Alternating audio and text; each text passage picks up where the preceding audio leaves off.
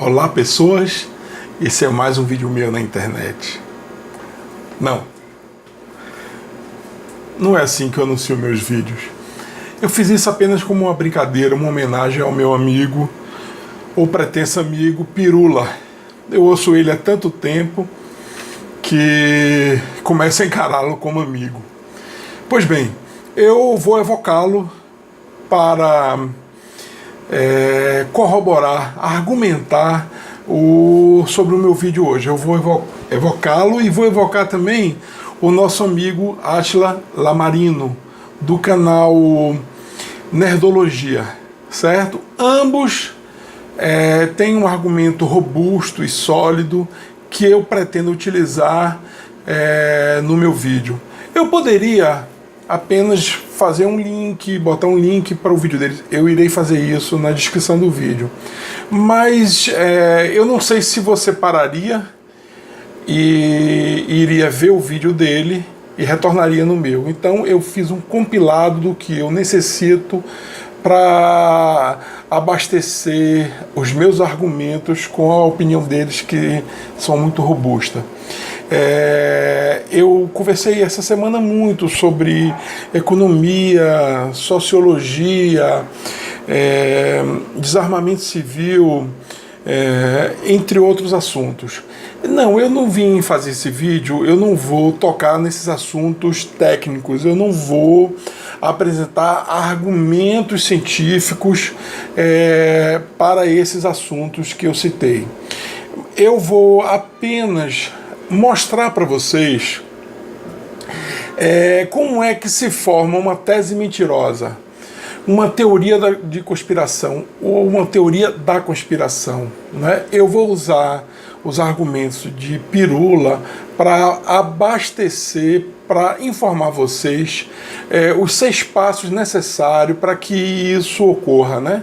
Essa tese da mentira, né? Durante a argumentação do Pirula, eu vou dar uma pausa na argumentação dele para botar neste meio o senhor Átila falando sobre o efeito Dunning-Kruger.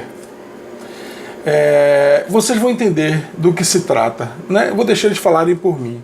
Tudo isso para mostrar que argumentos construídos sem uma base intelectual não tem validade científica, ela serve apenas como sua opinião, né? Então, você seguir uma base científica com método, né, um método cartesiano ou qualquer que valha, ou popperiano, ou qualquer coisa assim, ou sua opinião ser formada com base em conceitos técnicos,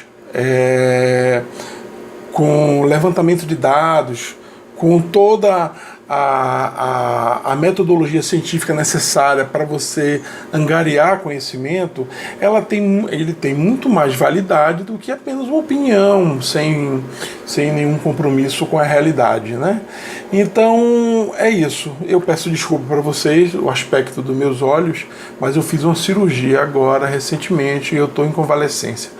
Mas, de qualquer forma, eu não poderia deixar de fazer esse vídeo, porque eu estou vendo que é necessário desfazer alguns enganos de vários amigos que eu tenho visto fazerem comentários robustos sobre algo que eles não entendem, né?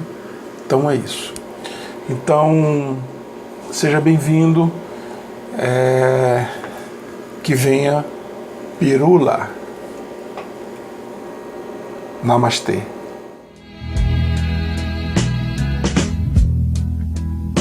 I can think of younger days when living for... Bom, mas então, o que eu tô querendo demonstrar com esse vídeo aqui, falando da Terra plana, sendo que eu não quero ficar explicando argumentos e todas essas coisas assim, e eu já falei mais uma vez que é uma ideia idiota. Na verdade, eu quero embasar para vocês sobre como se construir uma teoria da conspiração e como que isso pode ser perfeitamente factível em apenas 6 passos. É uma coisa extremamente simples e vocês podem fazer isso na sua casa. Bom, para começar, primeira etapa, você tem que pegar um fato que tenha sido muito comentado recentemente, alguma coisa que tenha acontecido, que tenha tido um impacto global, ou alguma ideia que seja muito bem estabelecida pela ciência.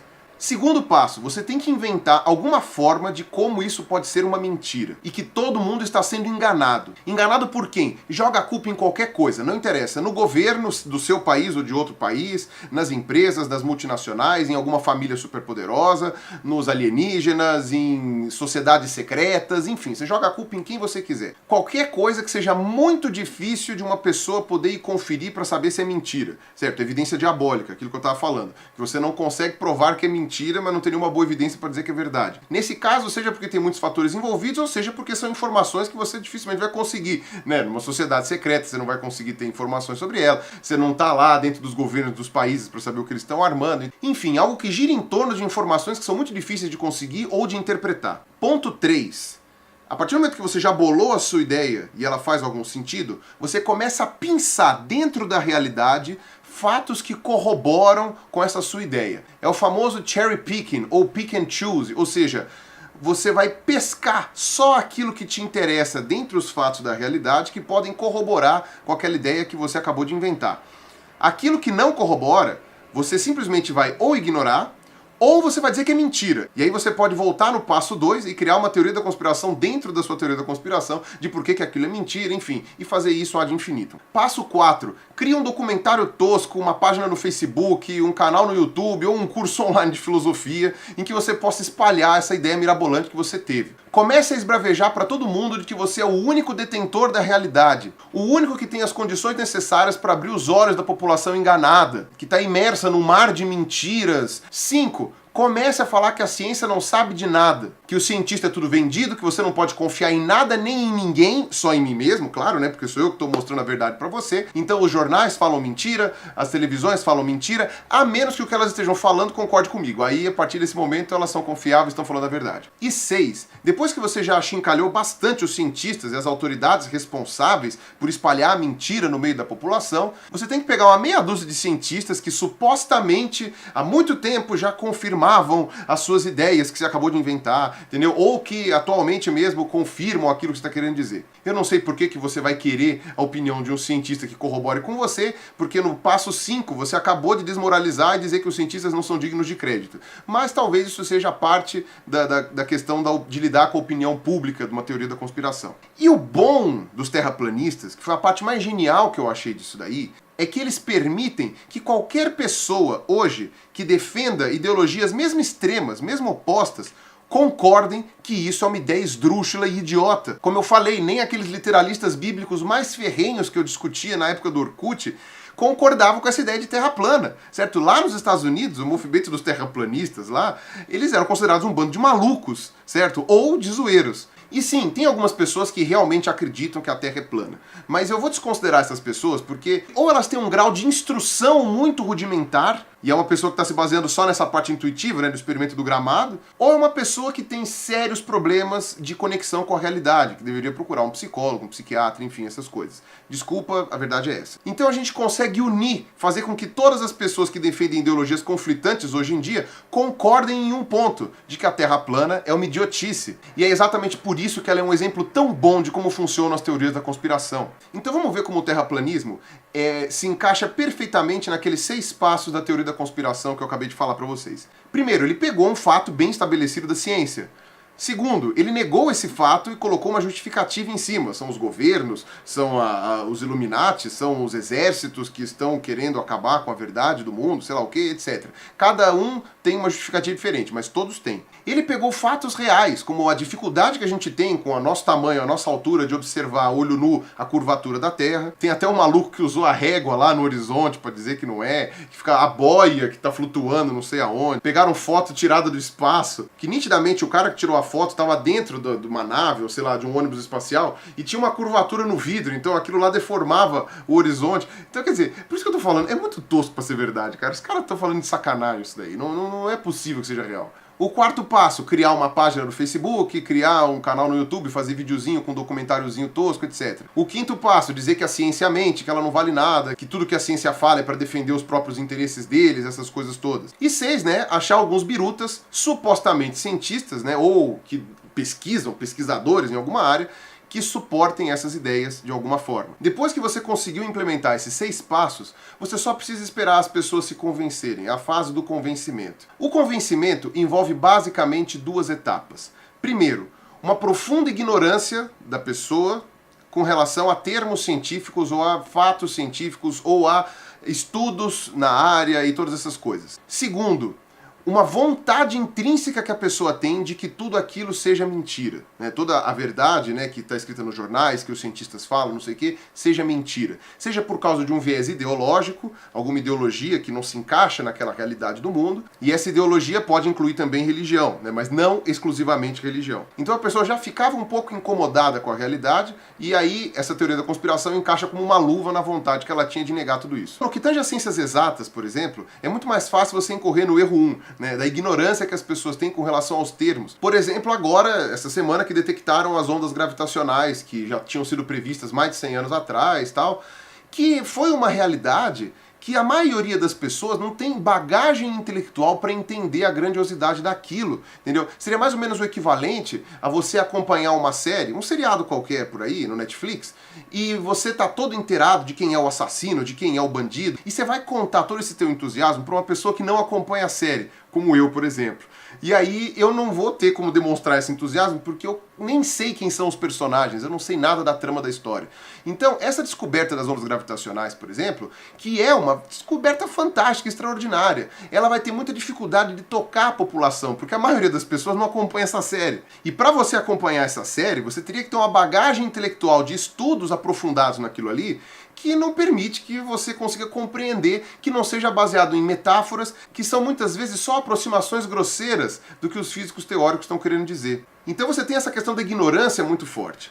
E aí depois, com relação às ideologias, e aí eu posso incluir também as ciências biológicas, não só as exatas, muitos conhecimentos, muitos fatos da realidade que foram as ciências exatas e a biologia que revelaram, contradizem ideologias prévias das pessoas, né? Sejam ideologias políticas, ideologias religiosas, etc. Então as pessoas têm geralmente ideologias muito arraigadas na sua cabeça que muitas vezes elas não querem que sejam quebradas. Só que a realidade é uma só, e esse mundinho de cristal que a pessoa cria para ela mesma, nessa realidade autista dela, não vai se sustentar só porque ela quer. Então ela acaba se agarrando a essas teorias conspiratórias, então isso já incomoda a galera, já começa a negar, e alia isso ao fato de ninguém entender muito bem o que esses cientistas teóricos estão falando, e você tem aí um terreno fértil para que as pessoas que estão criando uma teoria da conspiração ganhem o apoio popular. Agora, quando essas teorias conspiratórias envolvem algum ramo das ciências humanas, por exemplo, política internacional, sociologia, história, psicologia, economia, que é um híbrido, né, de humanas com exatas, aí você tem um terceiro motivo que é até pior, que leva as pessoas a acreditarem em teoria da conspiração, que é a síndrome de Dunning-Kruger, que já foi explicado pelo Átila, pelo Yuri também, vou deixar os vídeos linkados aqui embaixo, que é a ilusão do conhecimento. Por quê? Porque ao contrário da física, da química, que tem aquele monte de nominhos difíceis, de termos abstratos que você não consegue nem enxergar direito sem uma analogia, as ciências humanas fazem parte do nosso cotidiano. A gente convive com gente, a gente convive com políticas, a gente convive com governos, a gente convive com relações sociais. E aí as pessoas acreditam que a experiência de vida que elas têm lidando com gente é o suficiente para saber a realidade de todo mundo. I can think of younger days when I lived for my life. Was everything a man could want to do. Sejam bem-vindos ao Nerdologia. Eu sou o Átila, biólogo, pesquisador e bem consciente da minha ignorância, eu acho. Hoje vamos entender como acontecem ou não as discussões de internet em que os dois lados têm toda a razão. Antes de tudo, vamos entender por que uma senhora de 80 anos tentou restaurar essa pintura da igreja de Borja, na Espanha, e acabou fazendo isto. Como alguém pode ter tão pouca noção do que pretende fazer? Justin Krieger e David Dunning estudaram justamente isso. Inspirados pelo assaltante de banco que passou suco de limão na cara, achando que isso o esconderia das câmeras de segurança, e que obviamente foi preso no mesmo dia, para surpresa do gênio. Eles descobriram, ou melhor, confirmaram, que em casos de extrema incompetência, a ignorância pode ser tão grande a ponto de a pessoa ignorar o que ignora. A ponto de não saber a falta de talento que tem, como para a pintura, e não saber reconhecer o talento dos outros ou o quanto não se compara com eles. Pior ainda, mesmo depois dessas pessoas serem informadas sobre isso, continuam enganadas.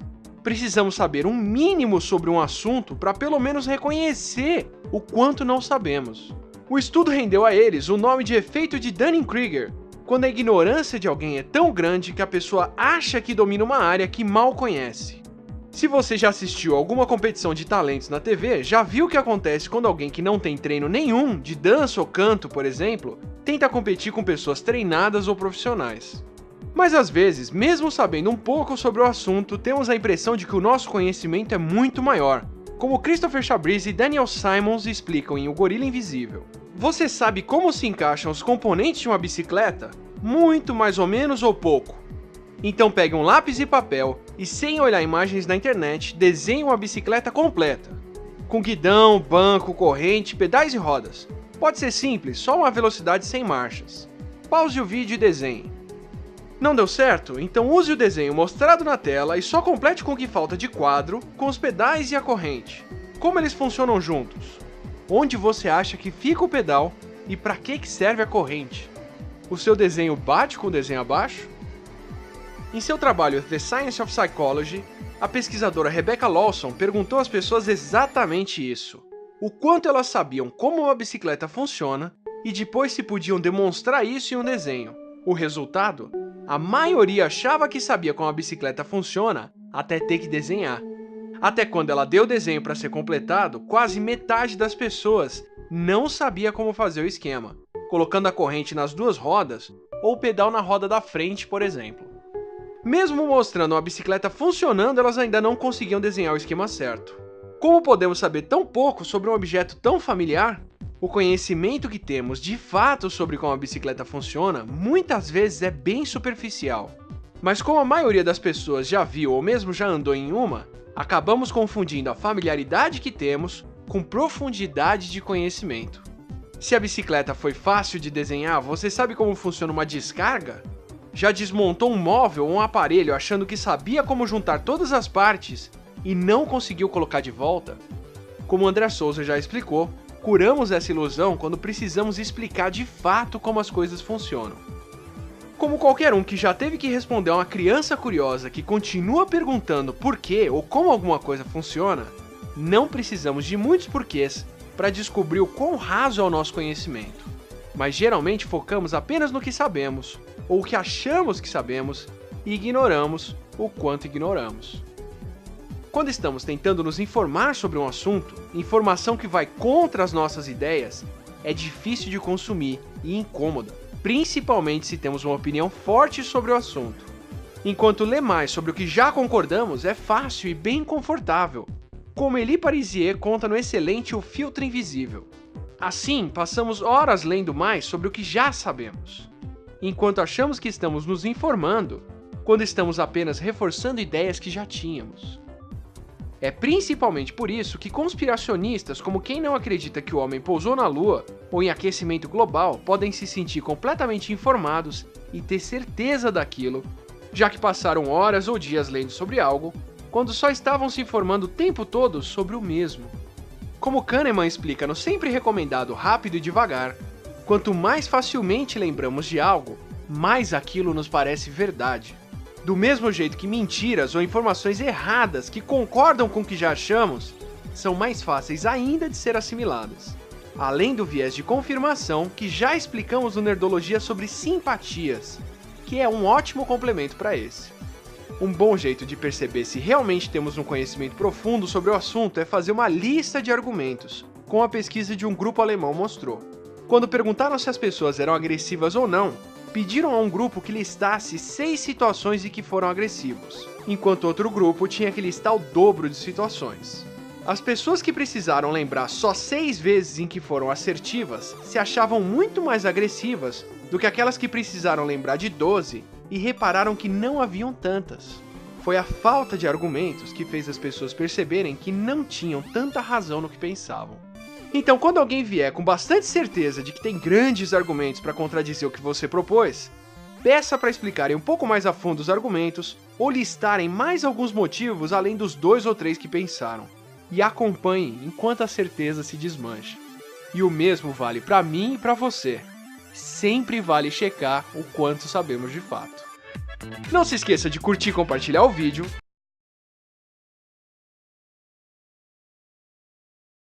Quando alguma ideia científica contraria esses ideais ou essa percepção que as pessoas têm da realidade, elas nem admitem a ignorância que elas têm, diferente de quando você fala de ondas gravitacionais. Elas batem o pé e falam, não, a ciência está errada, isso é um embuste, e como são ciências humanas, as evidências muitas vezes são difíceis de detectar. Só que esse fato da pessoa bater o pé, dizendo que aquela realidade que ela observa, da realidade social humana que ela vive, ser a realidade pro todo, não é muito diferente daquele sujeito deitado no gramado olhando pro céu e achando que a Terra é plana e o céu é uma abóbada. É um recorte da realidade muito pequenininho e que a arrogância da pessoa não deixa ela perceber que, na verdade, não está conectado com a realidade global, que muitas vezes a ciência é a única ferramenta que se preocupou em isolar variáveis para conseguir detectar. Então essas teorias da conspiração que envolvem ciências humanas, elas são um pouco mais perigosas, porque inclusive elas podem até ter muitos fundos de verdade, e aí você cria uma coisa meio nebulosa assim, e deixa as pessoas meio paranoicas, e meu Deus, estão atrás de mim, e todo esse tipo de coisa. Então vamos tentar observar de uma maneira mais gráfica, tá? Vamos supor que os fatos, né, que a realidade do mundo, né, os pequenos fatos do mundo, são esses pontinhos aí. O que as pessoas com maior preocupação em ponderar sobre a realidade fazem? Usualmente são os cientistas. Elas tentam estabelecer essas correlações baseado nas evidências. E elas vão construindo uma teia que liga esses fatos através de evidências bem corroboradas, através de estudos muito bem feitos, ou através da navalha de Ockham, que a gente chama, né, do caminho mais curto entre um ponto e outro. Então você tem essas ligações todas que formam o nosso conhecimento.